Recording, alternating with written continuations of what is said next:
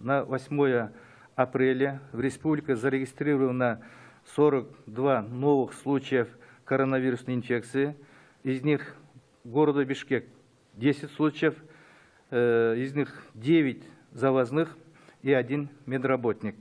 В Чуйской области 2, в Нарынской области 5, из них 2 завозных, 3 местных. В Джалабадской области 1, это контактная. В Ошской области 24, завозных 8, местных 16, в том числе у 12 медицинских работников.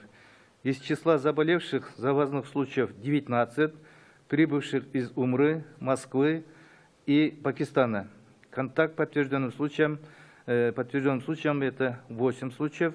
Это те, которые находились в обсервации в гостиницах Хаккеме, Горден и Достук. Кроме того, еще 2 приехали из Давата.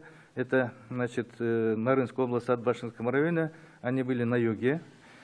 Медицинских работников всего, значит, инфицировано 13. В том числе, я уже говорил, 1 город Бишкек с ГСН. В Ошской городской инфекционной больнице 8. Из них 4 врачей, 4 медсестры. Азия Кардио 2 медсестра.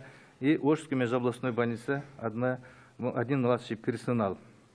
В целом в республике зарегистрированных, подтвержденных случаев уже 170, выписано 25, число умерших 4, находящихся во время сегодня стационарно получающих лечение, это 241.